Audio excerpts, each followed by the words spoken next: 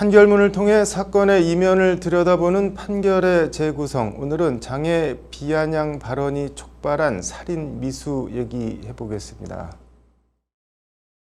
경남 양산시에서 벌어진 일입니다. 62살 조모 씨는 소아마비로 왼 다리를 저는 3급 장애인이라고 하는데 아내 민모 씨는 평소 이웃 주민들과 자주 어울려 술을 마셨고 조 씨는 이를 아주 탐탁지 않게 여겼다고 합니다. 그러던 2020년 9월 14일 저녁 7시쯤 조 씨는 살고 있던 아파트 부근 벤치에서 아내가 53살 강모 씨 등 남성들과 술을 마시고 있는 걸 보게 됩니다. 조 씨는 아내에게 그만 마시고 집에 들어가라고 했지만 아내는 조 씨의 말을 거부했고 같이 술을 마시던 강모 씨는 조 씨의 아내를 두둔하며 조 씨가 다리를 저는 것을 비하하는 등 비아냥거렸다고 합니다.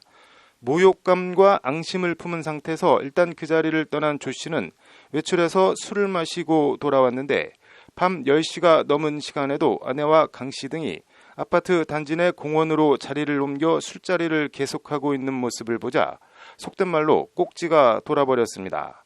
이에 조 씨는 집에 가서 식칼과 여기에 총 길이 23cm, 날 길이 6cm짜리 공업용 커터칼을 가지고 공원으로 가서 아내와 술을 마시고 있던 51살 박모 씨의 복부를 식칼로 찔렀습니다.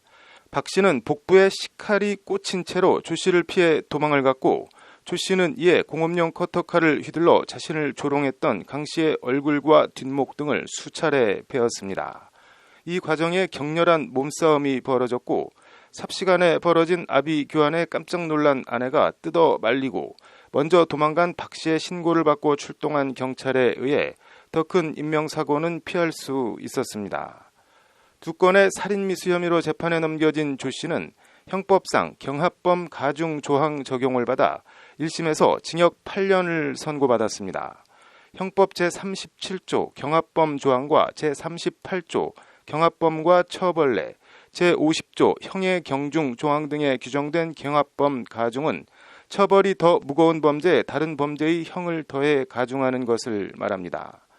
식칼에 찔린 박 씨는 대장까지 찔렸고 얼굴과 목 부위에 자상을 당한 강 씨는 바로 응급처치와 수술이 이루어지지 않았다면 목숨이 위험했을 만큼 출혈이 심했다고 합니다.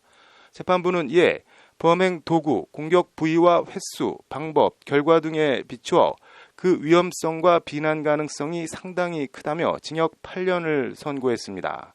그럼에도 피고인은 현재까지 피해자들과 합의하지 못하였고 피해 회복도 거의 이루어지지 않았다. 죄질과 정상이 상당히 좋지 못하여 엄한 처벌이 불가피하다는 것이 재판부가 밝힌 양형 사유입니다.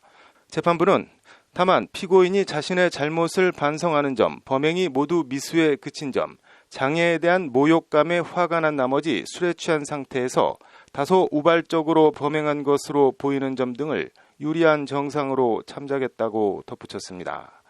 재판부는 조 씨 사건에 대해 대법원 양형기준 살인범죄 제2유형인 보통 동기 살인을 적용해 형량을 정했습니다. 대법원 양형기준은 살인범죄를 범행 동기에 따라 제1유형 참작 동기 살인, 제2유형 보통 동기 살인, 제3유형 비난 동기 살인, 제4유형 중대범죄 결합 살인, 제5유형 극단적 인명 경시 살인으로 분류하고 있습니다. 참작 동기는 극심한 생활고의 치매 병수발에 지쳤다거나 하는 말 그대로 참작 사유가 있는 경우, 비난 동기는 한강 몸통 시신 사건 장대호처럼 사회적 비난 정도가 매우 높은 경우, 중대범죄 결합은 가령 성폭행을 자행하다 저항하는 피해자를 살해한 경우 적용됩니다.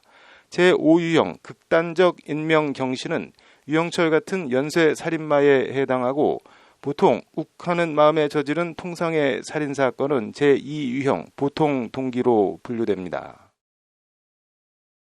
아내 민 씨도 그렇고 조 씨의 장애를 비아냥댄 사람들도 그렇고 술에 취해 범행을 저지른 조 씨도 그렇고 어떻게 보면 이게 다 술이 부른 화인 것 같기도 합니다.